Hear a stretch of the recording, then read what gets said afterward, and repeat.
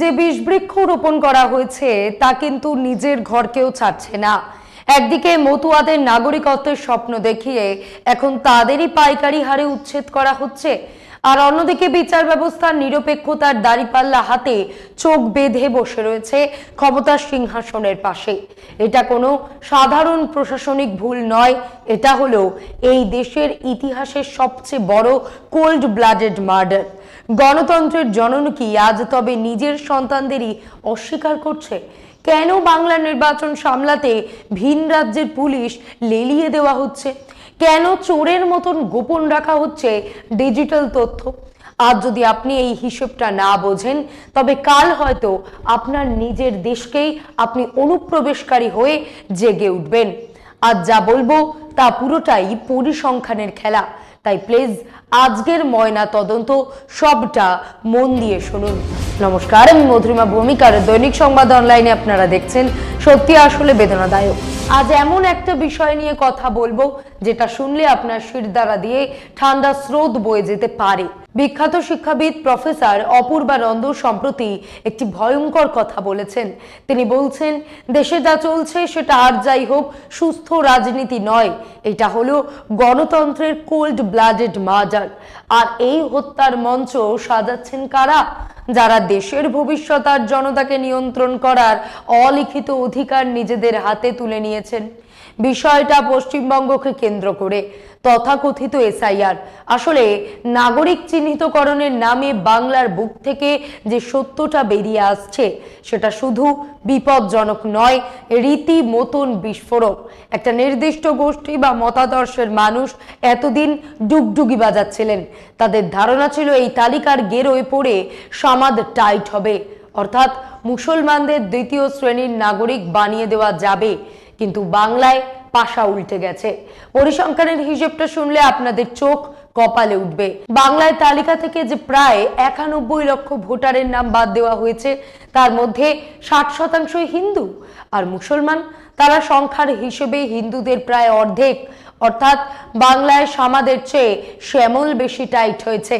একজন সচেতন নাগরিক হিসেবে গোটা বিষয়টা ভাবুন, তাহলেই দেখবেন ক্ষতিটা শুধু সামাদ বা শ্যামলের নয়, এই ক্ষতি এই দেশের সংবিধানের, আমাদের হাজার হাজার বছরের গণতন্ত্রের। এটা কোনো ধর্মীয় জয় পরাজয় নয়, এটা নাগরিক অধিকারের গণহত্যা। সবচেয়ে বড় পরিহাসটা দেখুন, সেই মতুয়া সম্প্রদায়ের মানুষকে নাগরিকত্ব দেওয়ার প্রতিশ্রুতি দিয়ে বিজেপি ভোটের ঝুলি ভরতে চেয়েছিল। আজ সেই মতুয়াদেরই পাইকারি হারে তালিকা থেকে ছেঁটে ফেলা হচ্ছে। বহু জায়গায় নমশূদ্র আর নিম্নবর্ণের ভোট কাটার হার মুসলমানদের চেয়ে অনেক বেশি। আজকে আমরা খুব সহজ ভাষায় বিভিন্ন সংবাদ মাধ্যমে প্রকাশিত কয়েকটি রিপোর্ট তুলে ধরব। মন দিয়ে শুনুন, দেখুন, কারণ বাংলার বুকে যা শুরু হয়েছে তা আগামীর এক অন্ধকার ইঙ্গিত। পুরো খেলাটাই আসলে পরিসংখ্যানের। আমি একে একে the Hindu, the Telegraph, Alt News, স্ক্রলের রিপোর্টগুলো আপনাদের সামনে রাখবো। আর হ্যাঁ, একটু খেয়াল করবেন, পশ্চিমবঙ্গে এই প্রক্রিয়ার জন্য কিন্তু বিজেপি শাসিত রাজ্যগুলো থেকে পুলিশ ফোর্স আনা হয়েছে। কেন? সেই প্রশ্নটা তোলা থাক, আপাতত অঙ্কের হিসেবটা বুঝুন। দ্য হিন্দুর রিপোর্ট বলছে, বাংলার বুক থেকে যে 90 লক্ষ ভোটারকে মুছে ফেলা হয়েছে, তার মধ্যে 57.47 লক্ষ, অর্থাৎ 63% হিন্দু, আর মুসলমান প্রায় 31 লক্ষ, যা শতাংশের হিসেবে 34। এখানে একটা সূক্ষ্ম চাল আছে। দ্য হিন্দুর এই রিপোর্টে বলা হয়েছে 2011 সালের সেন্সাস অনুযায়ী বাংলায় মুসলমান জনসংখ্যা 27%, কিন্তু নাম বাদ পড়ার তালিকায় তাদের হার 34%। মানে জনসংখ্যার অনুপাতের চেয়ে বেশি কোপ পড়েছে তাদের উপর। কিন্তু যারা গ্যালারিতে বসে তালি দিচ্ছিলেন যে সামাদ এবার ঘর ছাড়া হবে, তাদের জন্য বড় ধাক্কা হলো ওই 63% পরিসংখ্যান। সবচেয়ে বড় প্রহসনটা দেখুন মতুয়াদের নিয়ে, যাদের নাগরিকত্ব দেওয়ার প্রতিশ্রুতি দিয়ে রাজনীতির মাঠ গরম করা হয়েছিল। সেই পিছিয়ে পড়া দলিত সম্প্রদায়ের মানুষদেরই এখন পাইকারি দলে তালিকা থেকে লাথি মেরে বের করা হচ্ছে। চলুন কয়েকটা স্পট চেক করি। উত্তর 24 পরগনার বাগদা বিধানসভা কেন্দ্র বিজেপির শক্ত ঘাটে। সেখানে 50,000-এরও বেশি মানুষের নাম কাটা গেছে। তার মধ্যে 46,000 হিন্দু আর মুসলমান মাত্র 3,000। একই জেলার বনগাঁ উত্তর বিধানসভার ছবিটা দেখুন, 42,000 নাম কাটা গেছে। যার মধ্যে 37,000ই হিন্দু আর মুসলমান 4,000। তাহলে কি দাঁড়ালো? নাগরিকত্বের স্বপ্ন দেখিয়ে যাদের ভোট নেওয়া হলো, আজ তাদেরই বাইরের দরজা দেখানো হচ্ছে। একেই কি তবে বলে সবকা সাথ সবকা বিকাশ? নাকি এটা স্রেফ একটা পরিকল্পিত রাজনৈতিক উচ্ছেদ অভিযান? ভেবে দেখবেন, পরিসংখ্যান মিথ্যে বলে না, কিন্তু পরিসংখ্যান দিয়ে যারা খেলছে তাদের উদ্দেশ্যটা কি সত্যিই জাতীয় সুরক্ষা, নাকি স্রেফ ভোটার লিস্টের রং বদল? ভবানীপুরের হিসেবটা শুনেছেন?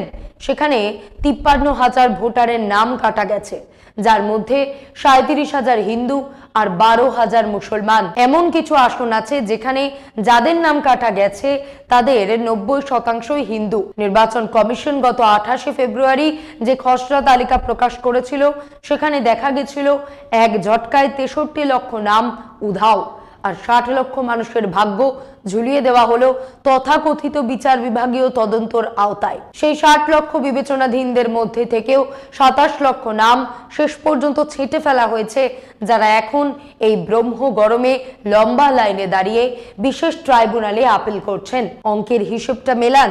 বাংলার ভোটার লিস্ট থেকে সাকুল্যে প্রায় 91 লক্ষ মানুষ গায়েব। এসআইআর শুরু হওয়ার আগে বাংলায় ভোটার ছিল 7,66,00,000 লক্ষ, এখন সেটা কমে দাঁড়িয়েছে 6,45,00,000 লক্ষে। 5 বছর আগে যখন নির্বাচন হয়েছিল তখনও এই সংখ্যাটা আজকের চেয়ে অনেক বেশি ছিল। একেই কি বলে নাকি পরিকল্পিত ডিজিটাল নির্বাচন? এই নিয়ে আমরা আগে একাধিক এপিসোড করেছি, ডেসক্রিপশন বক্সে দেওয়া রয়েছে, সেগুলো আবার দেখুন।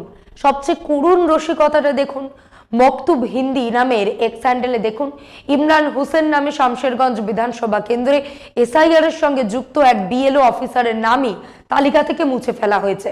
ওই একই হ্যান্ডেলে আরেকটি টুইট দেখুন, আব্দুল করিম নামে এক ভদ্রলোক, যিনি নিজে একজন সরকারি কর্মচারী এবং এই এসআইআর প্রক্রিয়ায় ডিউটি করছিলেন। নির্বাচন কমিশন তার নামটাও কেটে দিয়েছে। যার হাতে পাসপোর্ট আছে, সমস্ত বৈধ নথিপত্র আছে এবং যিনি নিজের সরকারের হয়ে মানুষের নাগরিকত্ব যাচাই করার কাজ করছেন। রাষ্ট্র তাকেই বলছে, তুমি বাপু এদেশের কেউ নও। এর চেয়ে বড় পরিহাস আর কি হতে পারে? এবার দ্য টেলিগ্রাফের এই রিপোর্টটা দেখুন। দক্ষিণ কলকাতায় 36% এবং উত্তর কলকাতায় অবিশ্বাস্যভাবে 64% ভোটারের নাম কাটা গেছে। দক্ষিণ 24 পরগনায় 45% এবং উত্তর 24 পরগনায় 55% মানুষ তালিকা থেকে শটান বাদ। ভাবুন একবার, ভোট উৎসবের মাত্র 2 সপ্তাহ আগে কোটি কোটি মানুষের গণতান্ত্রিক অধিকারকে এইভাবে বুড়ো আঙ্গুল দেখানো হয়েছে। যে মানুষটি আজ বুথ লেভেলে কাজ করছেন, তিনি বাড়ি ফিরে দেখছেন তার নিজের নামটাই তালিকায় নেই। এটা কি স্রেফ পরিসংখ্যানের ভুল, নাকি গণতন্ত্রের কফিনে শেষ পেরেকটা পোতার প্রস্তুতি? বিচার ব্যবস্থা আর প্রশাসনের এই মহা নাটক কি সত্যি অনুপ্রবেশ রুখতে, নাকি আসল নাগরিকদেরই অনুপ্রবেশকারী বানিয়ে দেওয়ার এক সূক্ষ্ম ব্লুপ্রিন্ট? আমাদের সাংবাদিকরা যখন নাম কাটা যাওয়া সাধারণ মানুষদের সঙ্গে কথা বলছেন, তখন একটা অভিযোগ বারবার উঠে আসছে, এই পুরো প্রক্রিয়াটা যেন একটা যুদ্ধের প্রস্তুতির মতন তাড়াহুড়ো করে করা হয়েছে।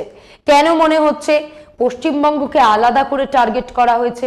ভোটারদের কোনো কথা শোনা হচ্ছে না, তাদের কোনো নিয়ন্ত্রণ নেই।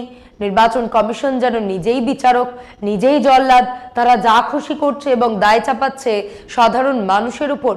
সবচেয়ে লজ্জাজনক আর ভয়াবহ ব্যাপার কি জানেন? নির্বাচন কমিশনের আচরণ। যখন কোনো কাজ স্বচ্ছ হয় তখন তা বুক ফুলিয়ে দেখানো হয়, কিন্তু এখানে কমিশন যেন চোরের মতন আচরণ করছে। তারা ডিজিটাল ডেটা দিচ্ছে না, বদলে এমনভাবে স্ক্যান কপি আপলোড করছে যাতে কেউ সহজে সার্চ বা তদন্ত করতে না পারে। কেন এই লুকোচুরি? যাতে মানুষের সময় নষ্ট না হয়, টাকা খরচ হয় আর তারা ক্লান্ত হয়ে হাল ছেড়ে দেয়। এই নিয়েও আমরা আগে বিস্তারিত এপিসোড করেছি। অল্ট নিউজের এই রিপোর্ট চোখ খুলে দেওয়ার মতন। যদি আপনি গড় হিসেব দেখেন, তবে দেখবেন ভবানীপুর বা বালিগঞ্জের মতন এলাকায় একজন হিন্দু ভোটারের নাম যদি তদন্তের জন্য আটকানো হয়, তবে তার বিপরীতে 3 জনেরও বেশি মুসলিম ভোটারের নাম আটকানো হয়েছে। এটা কি স্রেফ কাকতালীয়? অল্ট নিউজের এই চার্টটা ভালো করে খেয়াল করুন।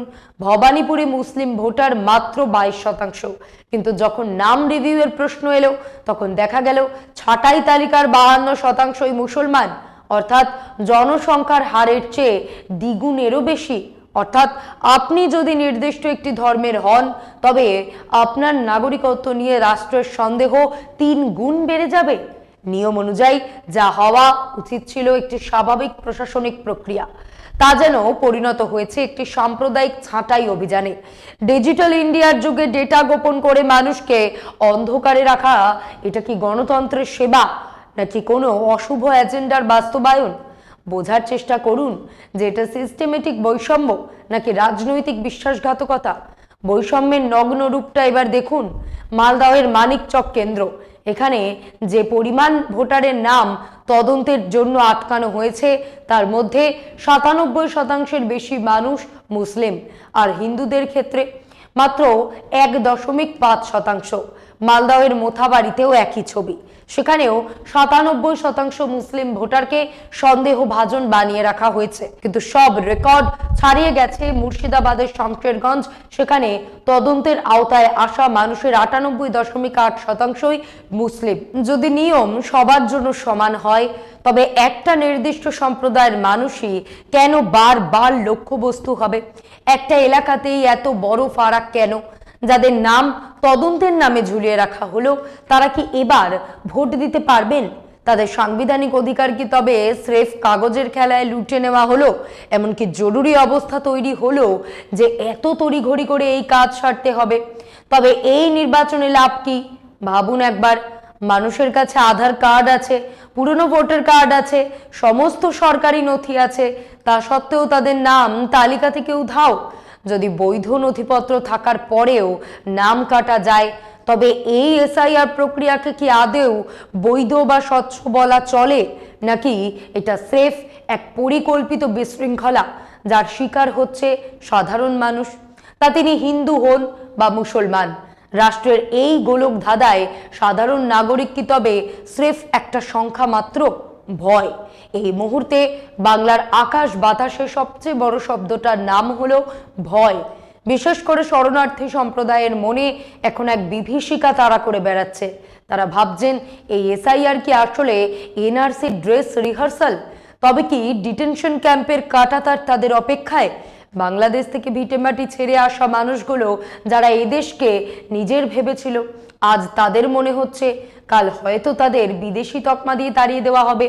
বিজেপির জন্য সবচেয়ে বড় বিড়ম্বনা হলো তাদের নিজেদের ভোট ব্যাংক, মতুয়া সম্প্রদায়, যারা পশ্চিমবঙ্গে অন্তত 55টি বিধানসভা কেন্দ্রে ছড়িয়ে রয়েছে, যাদের সংখ্যা 1.25 কোটিরও বেশি এবং যারা 2 হাত উজাড় করে বিজেপিকে ভোট দিয়েছে, আজ তারাই ঠগ বাঁচতে গা উজাড় অবস্থায়। ভোটার লিস্টে নাম না থাকায় মতুয়া মহিলারা আজ কাঁদছেন। কিন্তু অদ্ভুত ব্যাপার, বিশ্বের তথাকথিত বৃহত্তম গণতন্ত্রে তাদের কান্না শোনার মতন কেউ নেই। তারা আজ নিজেদের দেশেই রিফিউজি হওয়ার আতঙ্কে দিন কাটাচ্ছেন। রাজনীতির মঞ্চে যখন এই হাহাকার, তখন পর্দার আড়ালে অন্য খেলা চলছে। তৃণমূলের প্রাক্তন সাংসদ সাকেত গোখলে তার এক্স হ্যান্ডেলে একটি অত্যন্ত প্রাসঙ্গিক প্রশ্ন তুলেছেন।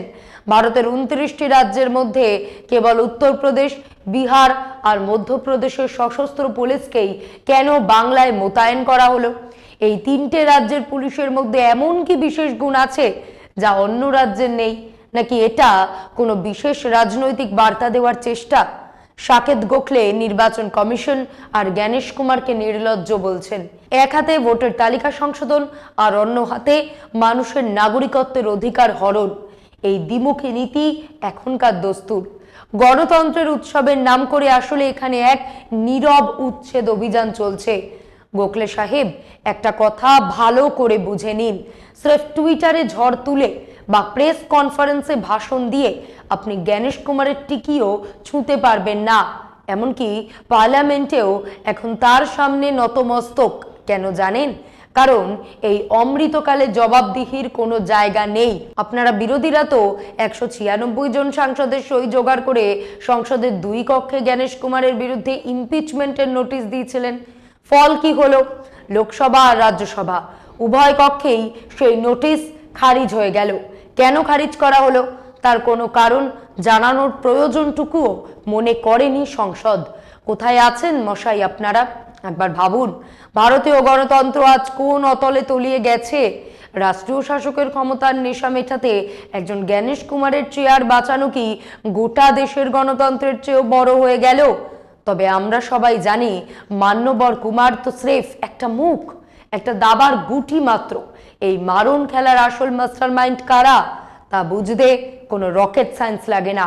দ্য টেলিগ্রাফ প্রতিটি রাজ্যের যে পরিসংখ্যান দিয়েছে তা দেখলে শিউরে উঠতে হয়, কিন্তু যখন রক্ষকই ভক্ষক হয় তখন পরিসংখ্যান দিয়ে আপনি করবেনটা কি?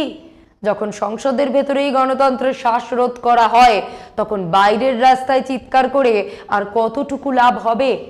যখনই কোনো দেশে গণতান্ত্রিক বা সাংবিধানিক সংকট আসে মানুষ শেষ ভরসায় তাকায় বিচার ব্যবস্থার দিকে।